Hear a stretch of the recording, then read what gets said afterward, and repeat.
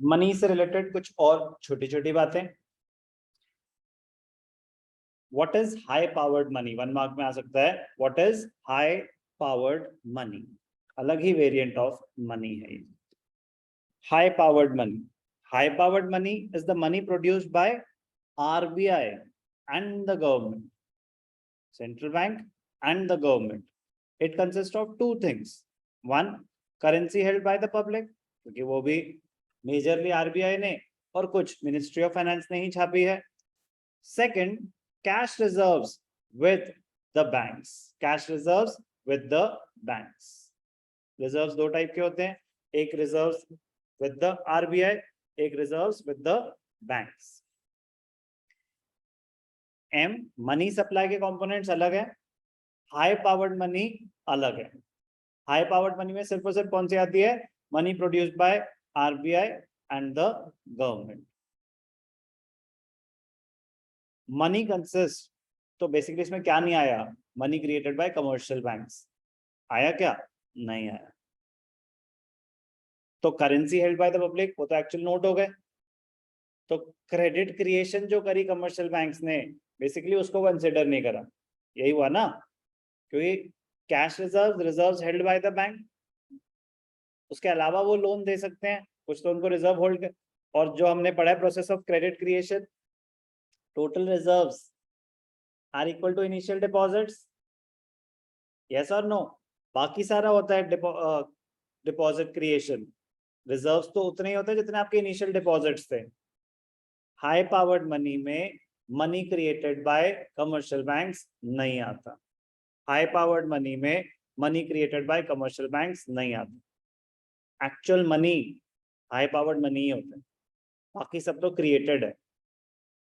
कि नोट छपे 20 लाख करोड़ और इकोनॉमी में बैलेंसेस हैं, बैंक बैलेंसेस उससे 10 गुना हो सकता है ना, क्योंकि क्रेडिट क्रिएशन होता जा रहा है, होता जा रहा है। तो कह रहे हैं हाई पावर्ड मनी कितना है, RBI और गवर्नमेंट ने कितना क्रिएट किया था, बाकी तो कमर्शियल बैंक ने क्रिएट करा। तो credit creation is a function of central bank और अ कमर्शियल बैंक, तो उसको कंसिडर नहीं कर रहे। और एक्चुअल जो मनी का था, मनी की डेफिनेशन क्या थी, components of money supply, currency plus demand deposits. तो डिमांड डिपॉजिट्स में तो आपके बैंक बैलेंसेस आ जाएंगे। It includes credit created by commercial bank, अगर मैंने बैंक से लोन लिया 20 लाख का और बैंक बैलेंस पड़ा हुआ है मेरा, तो मेरे डिमांड डिपॉजिट का तो पार्ट है कि नहीं है।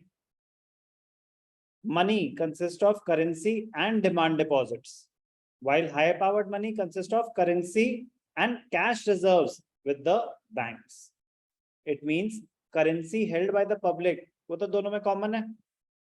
The only difference is that money includes demand deposits of banks, while high powered money includes only cash reserves with the banks.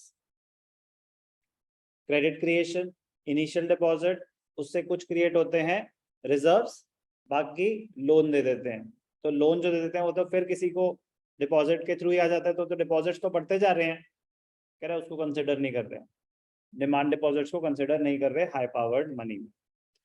H is high powered as compared to M because cash reserves, part of H, serve as a actual base for generation of demand deposits. Deposits कितने आगे create हो पाएंगे वो इसी पे depend करता है, किस पे, कि एक्चुअल रिजर्व्स हैं कितने। Actual reserves will be equal to the amount of initial deposits, उस पे डिपेंडेंट है पूरा credit creation. Total deposit creation is equal to initial deposit into 1 upon LRR। तो LRR रिजर्व्स पे और इनिशियल, तो रिजर्व्स पे डिपेंडेंट है प्रोसेस ऑफ, मतलब कितना डिमांड डिपॉजिट्स क्रिएट हो पाएंगे। एग्जाम में क्वेश्चन आया, what is high powered money? High powered money is the money produced by RBI and the government. It has two components, one money currency held by the public, दूसरा cash reserves with the banks, बस। It does not include demand deposits of the public. कोई doubt? Important है।